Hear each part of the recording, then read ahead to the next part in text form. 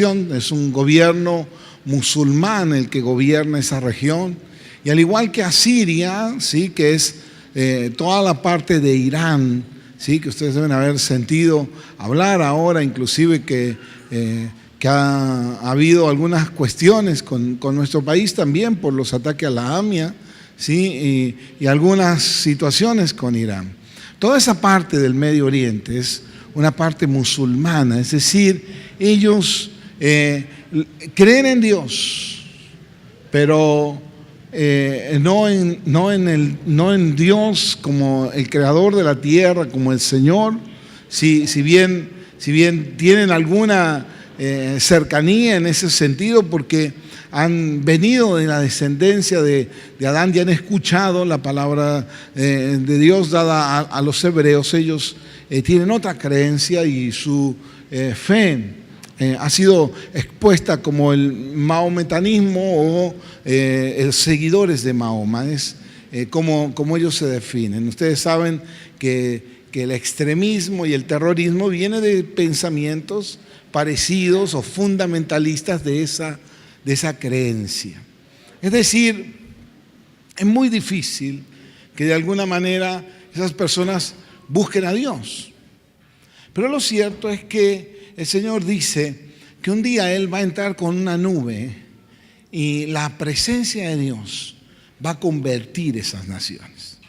Y wow, qué tremenda decisión del Señor, qué tremenda profecía la de Isaías, al hablarnos de esta manera. Realmente está diciendo: Dios es tan poderoso que puede cambiar, las circunstancias geopolíticas del mundo con solo entrar con su presencia. Y eso realmente me impresiona, porque la presencia de Dios puede cambiarlo de verdad todo. La presencia del Señor puede cambiar la vida de las personas, porque hay la oportunidad en las personas de ser sinceros en la presencia de Dios.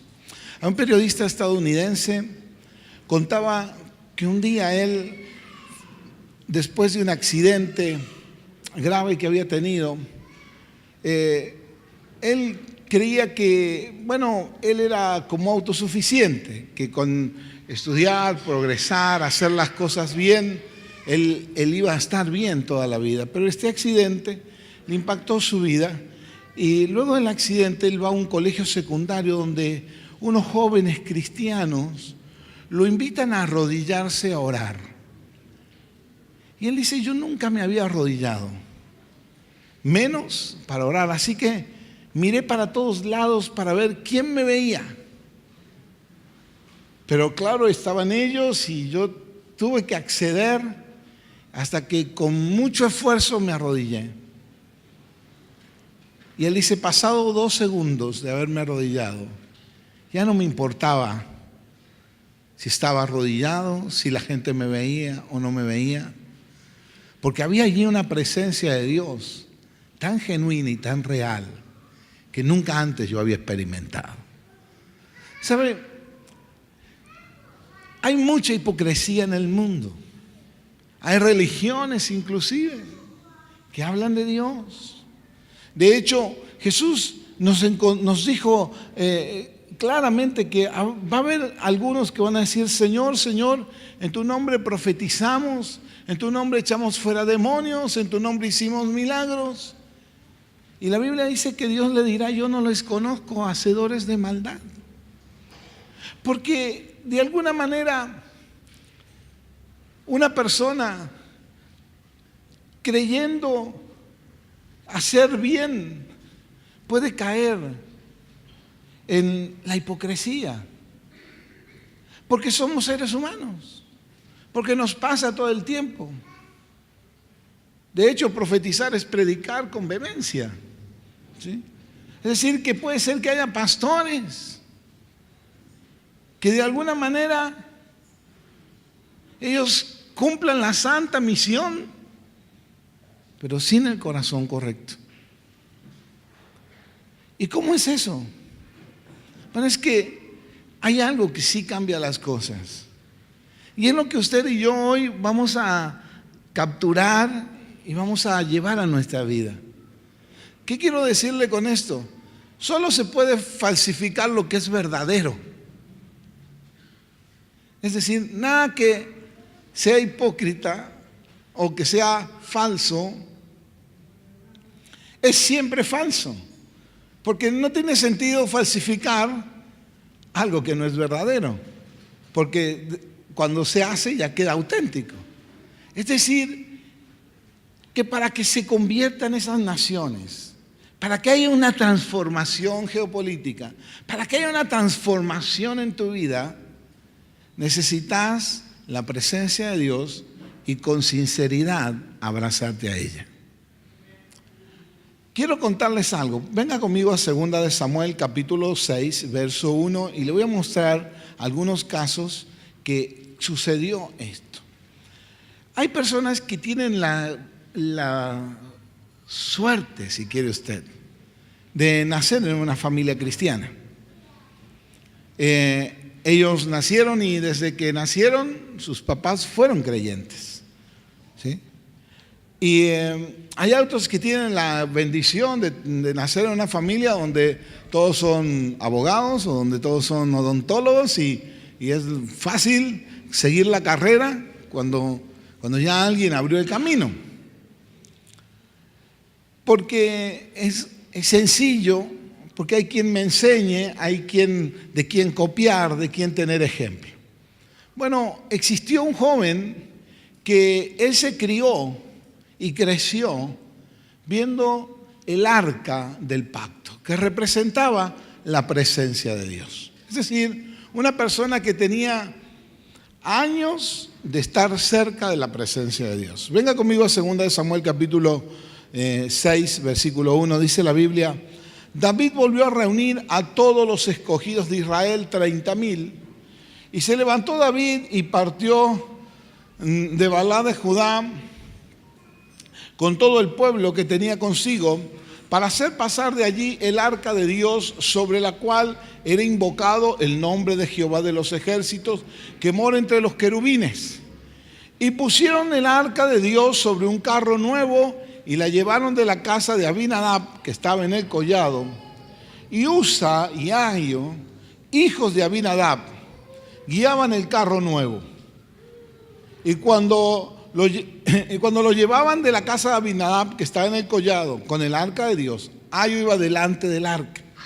Y David y toda la casa de Israel danzaban delante de Jehová con toda clase de instrumentos de madera de haya, con arpa, salterio, pandero, flauta y címbalo, iban todos contentos. Cuando llegaron a la era de Nacor, Usa, el otro hermano, el hermano de Ahio, el hijo de Abinadab, donde estaba el arca, donde había estado mucho tiempo el arca, en la casa de Abinadab, donde los chicos habían crecido, ¿sí? Gente que conocía que era el arca. Usa extendió su mano al arca de Dios y la sostuvo porque los bueyes tropezaban. Es decir, quiso proteger el arca. Y la Biblia dice: y el furor de Jehová se encendió contra Usa y lo hirió allí por aquella temeridad y cayó allí muerto junto al arca de Dios. ¡Wow! Pero si Usa muchas veces había estado cerca del arca, estaba en su casa. ¿Cómo es que ahora por protegerla se muere? Y dice la Biblia: y se entristeció David por haber herido Jehová a Usa, y fue llamado a aquel lugar Pérez Usa hasta hoy. Y temiendo David a Jehová aquel día, ¿cómo había de venir a mí el arca de Jehová? De modo que David no quiso traer para sí el arca de Jehová a la ciudad de David, y la hizo llevar David a la casa de Obed-edom, Geteo, y estuvo el arca de Jehová en la casa de Obed-edom 3 meses. Y bendijo Jehová a Obed-edom y a toda su casa. Diga conmigo: 3 meses bendijo Jehová a Obed-edom y a toda su casa. Quedan 3 meses para que este año termine. Y yo creo que Dios quiere bendecir su vida y su casa en los próximos 3 meses. Amén. Ahora, ¿Qué es lo que pasó? Fue dado aviso a David, el rey, diciendo: Jehová ha bendecido la casa de Obed-edom y todo lo que tiene a causa del arca de Dios. Recién veíamos que podía estar en una casa, que los niños podían jugar, pero ese mismo niño que habrá jugado con el arca, ahora cuando la traslada, intenta salvarla y cae muerto. Quiero decirle algo muy importante aquí. Primero, el arca no se traslada en carros. El arca había que trasladarla sobre los hombros de los sacerdotes. Es el primer error que comete David. 30,000 personas iban con él y nadie le avisó. Nadie dijo: estamos trasladando el arca de la manera incorrecta. Ahora, el problema no fue la manera. Y mucha gente se queda en la manera de hacer las cosas. Se queda en las formas de hacer las cosas. Y yo sé que de este pasaje hay muchas predicaciones y gente que dice: bueno, no, pero es que la forma es llevando el arca sobre los hombros. Y es cierto que la forma es importante cuidar, pero más importante que la forma es lo que hay en el corazón de cada persona. Y usted me va a decir: pero pastor, Usa quiso salvar el arca, no quiso hacerle daño.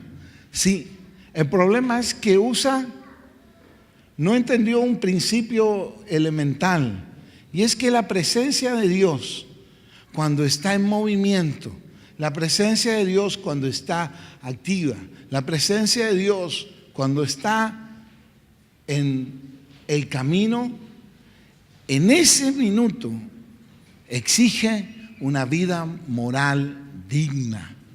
Es decir, no importaba que Usa no fuera sacerdote, él podía dirigir el carro, pero nunca podía extenderse al arca. Ahora, quiero decirte esto, y esto es muy importante que vos lo sepas. Fue la presencia de Dios, la misma que destruyó la vida de Usa, que estaba en el arca, que bendijo a Obed-edom. Ahora, fue la presencia de Dios en 3 meses que les cambió la vida para siempre. Obed-edom fue transformado totalmente su vida.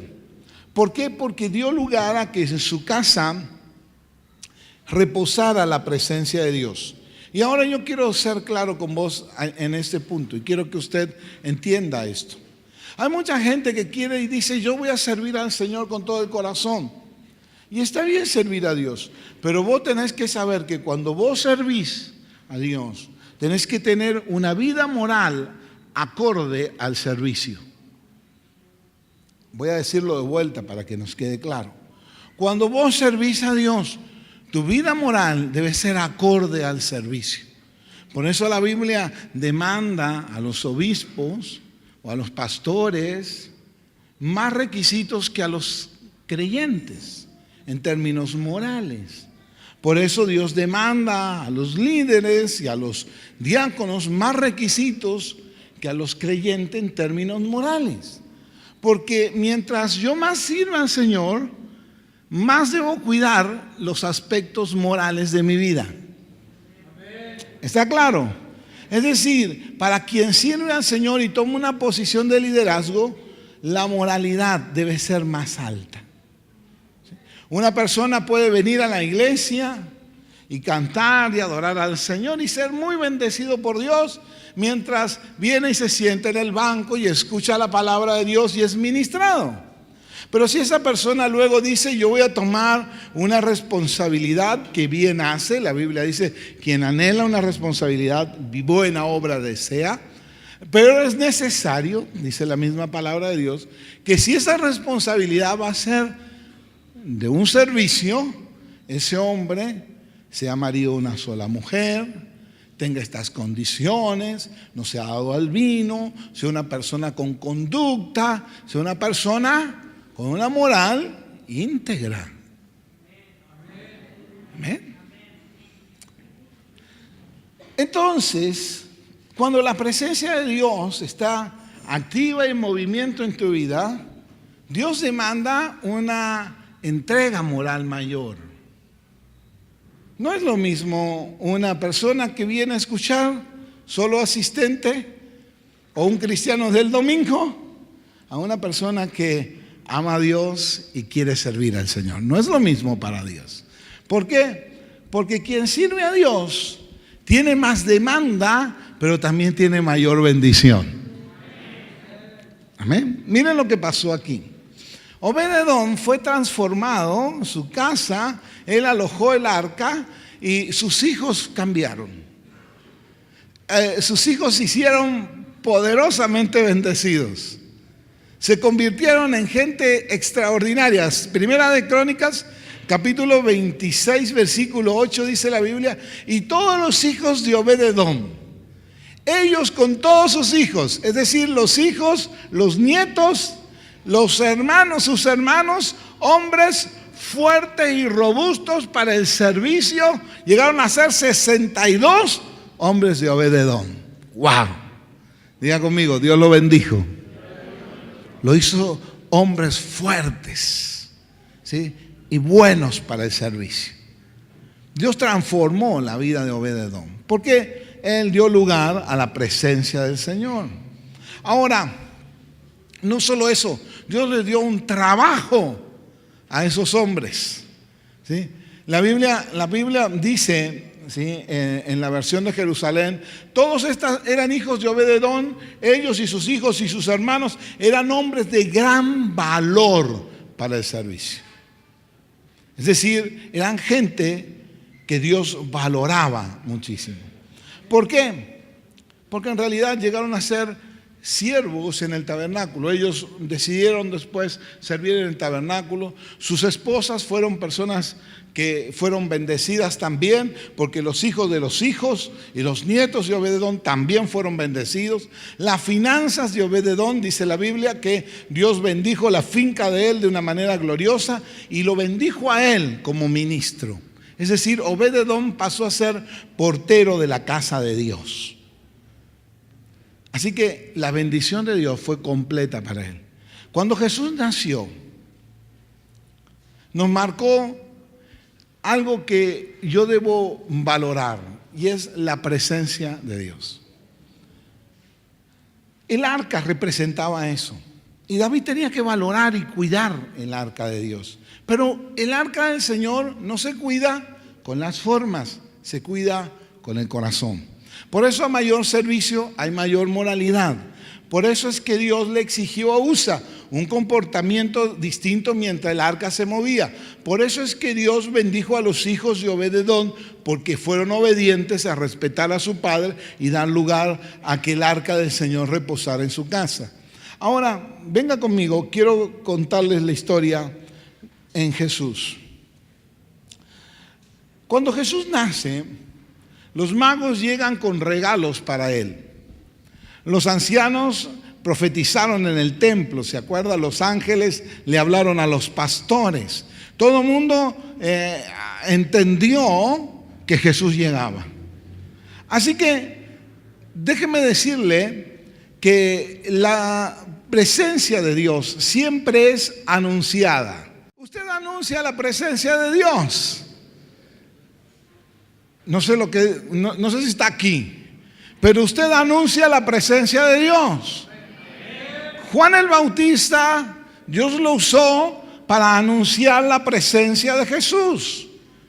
Elías anunciaba la venida del Señor. Y el espíritu de Elías en Juan el Bautista anunciaba la venida del Señor. Y dice la Biblia que en los finales de los días también el espíritu de Elías va a anunciar la venida del Señor de los cielos. Aleluya. Y yo quiero decirle en esta noche, Cristo vuelve y vuelve pronto. Amén. Así que el espíritu de Elías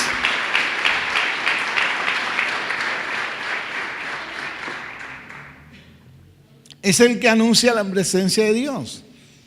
Antes que te pase cualquier cosa en la vida, vos tenés que anunciar la presencia del Señor.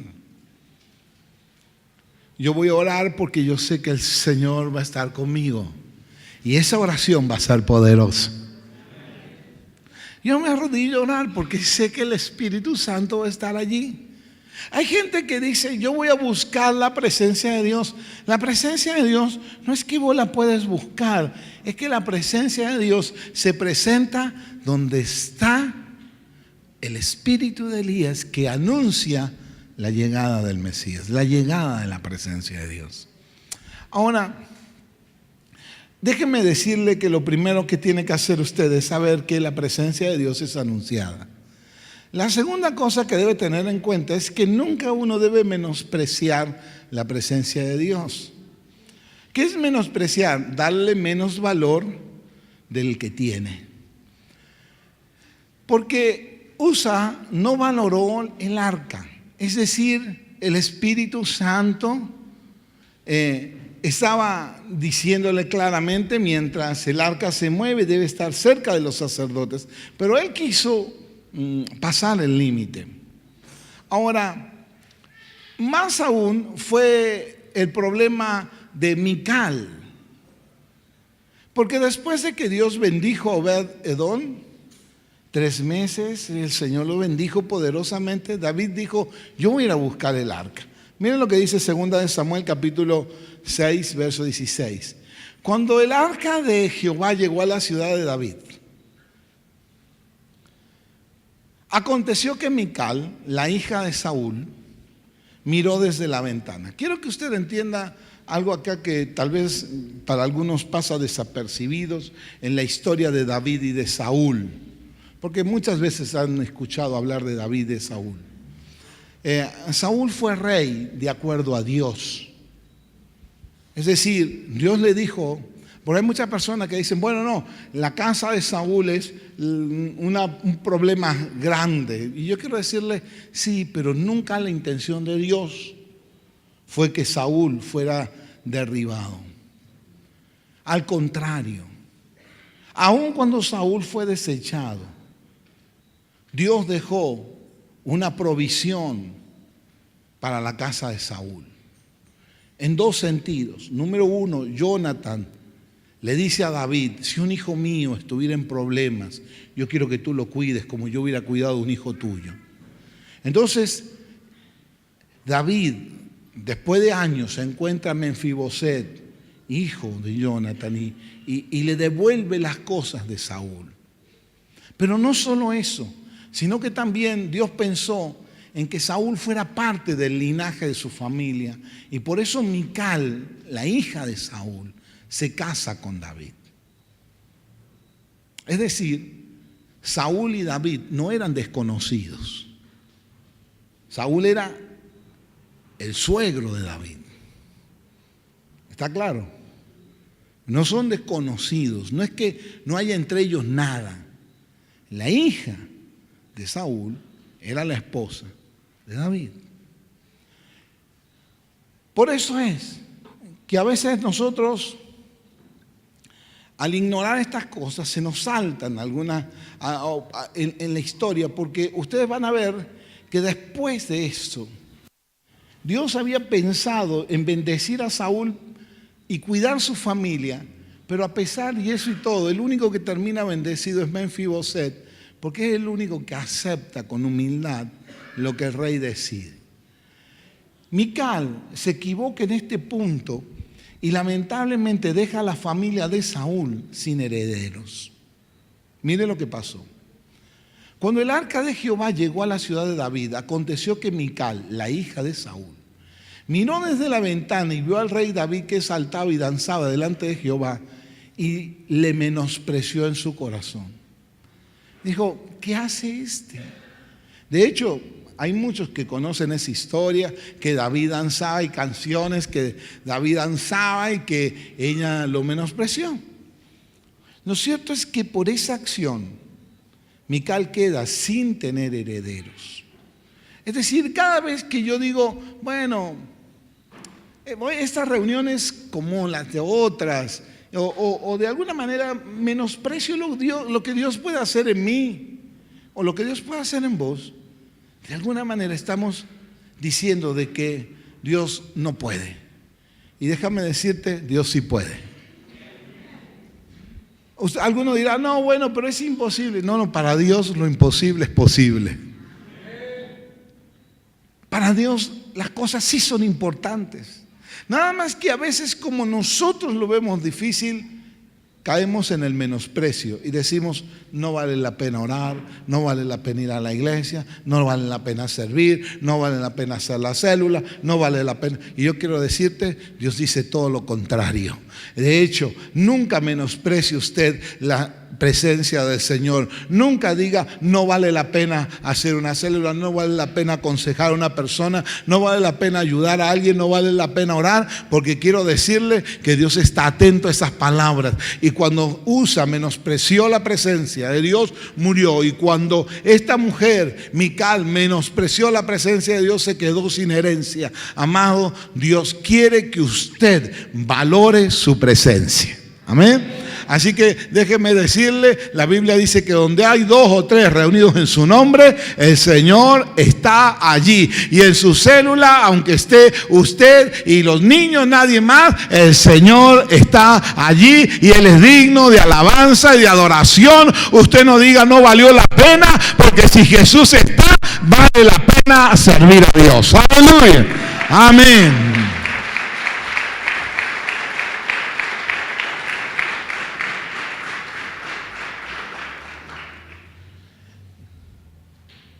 Después de muchos años de servir al Señor, nosotros con Eugenia hemos estado en reuniones donde estábamos los dos, nada más.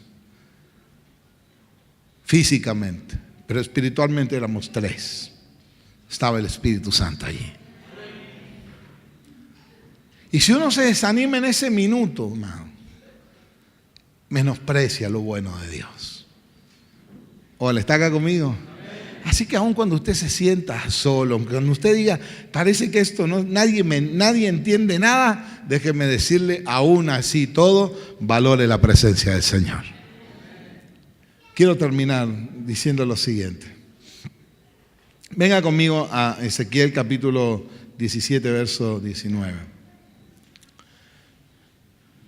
Por tanto, así ha dicho Jehová el Señor, yo vivo, y que el juramento mío que menospreció y mi pacto que ha quebrantado, lo traeré sobre su propia cabeza. Dios dice, no menosprecies mi presencia de ninguna manera, porque lo que menosprecies te va a volver a vos. Y eso es lo que le pasó a Usa. Ahora, cuando no está la presencia de Dios, todo es muerte, esterilidad, sequía.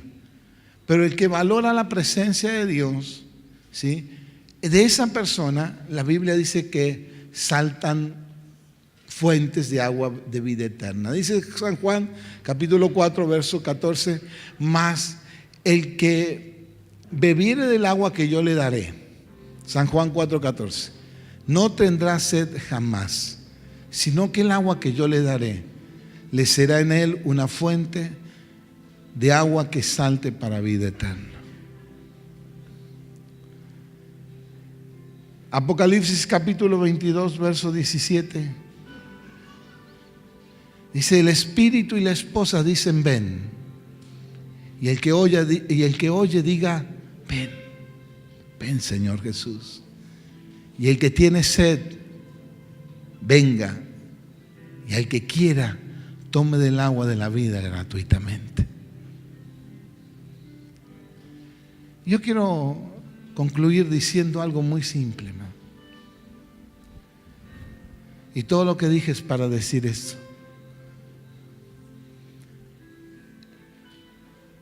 No vale la pena ser buen ser humano sin la presencia de Dios.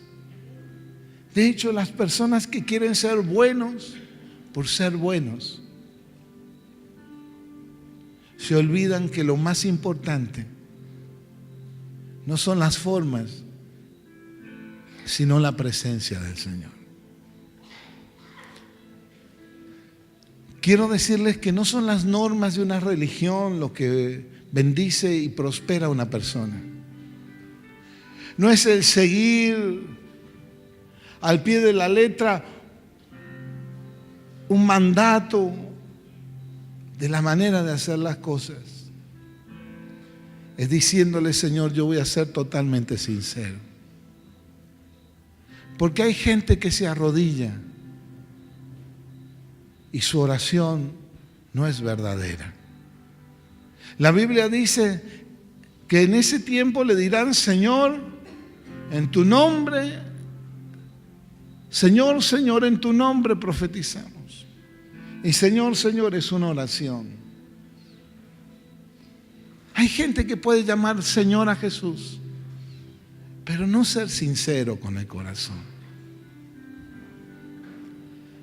Señor, Señor, en tu nombre profetizamos.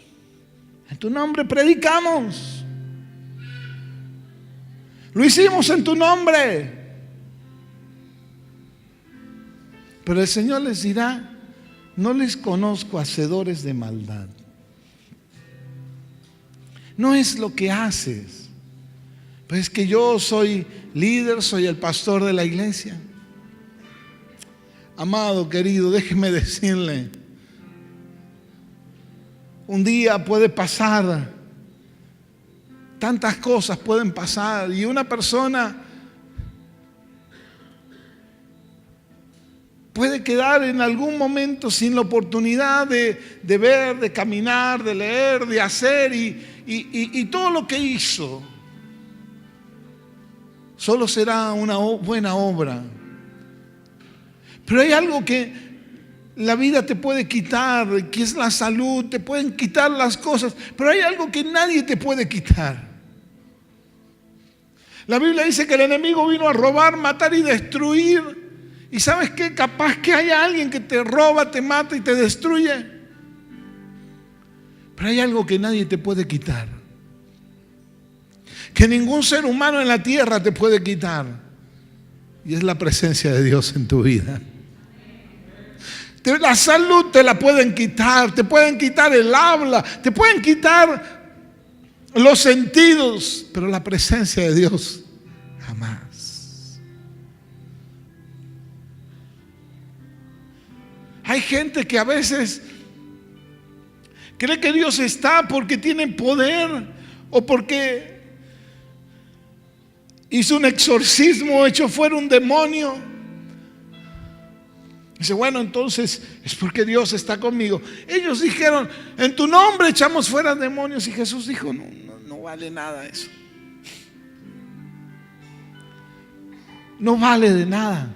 En tu nombre hicimos milagros. ¿Qué quiere decir, pastor? ¿Que los milagros no? Sí, los milagros son una bendición y ayudan a la gente nueva a crecer, a creerle a Dios. Hemos visto milagros y vamos a ver este domingo más milagros, y vamos a orar por pañuelos, y usted va a ver gente que viene después domingo tras domingo a contarnos: fui y llevé este pañuelo a alguien y el Señor lo sanó. Pero los milagros no son la fuente de tu fe. La presencia de Dios es la fuente de tu bendición. Yo quiero crecer para que Dios me use. Amado, déjame decirte, en que Dios te use hay más demandas morales, pero en disfrutar la presencia de Dios hay una bendición gloriosa. No quiero decir que no sirvas, al contrario, si estamos aquí para enseñar a servir. Lo que quiero decirte es que más importante que el servicio es tener la presencia de Dios.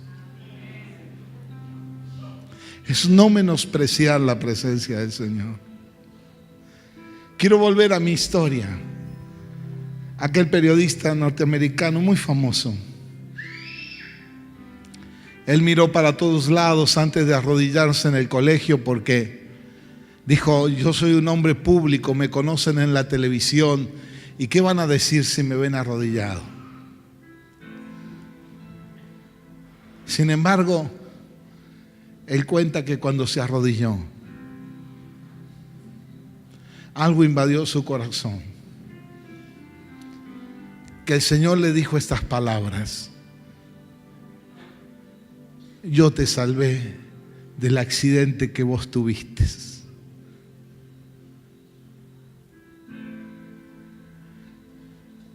no son las personas a las que le debes la vida, sino que yo te salvé. ¿Por qué puedes ser agradecido con la gente y no serías agradecido conmigo? Entonces él dice, en ese segundo, yo decidí que me quedaría arrodillado en la presencia del que salvó mi vida. Yo en esta noche quiero hacerte esta pregunta. ¿Delante de quién se doblan tus rodillas? ¿Delante de los milagros? ¿Delante de lo que diga la gente? ¿Delante de la predicación? ¿Delante de un hombre que habla? ¿O delante de aquel que te salvó la vida? Yo quiero que inclines tu rostro ahí donde estás.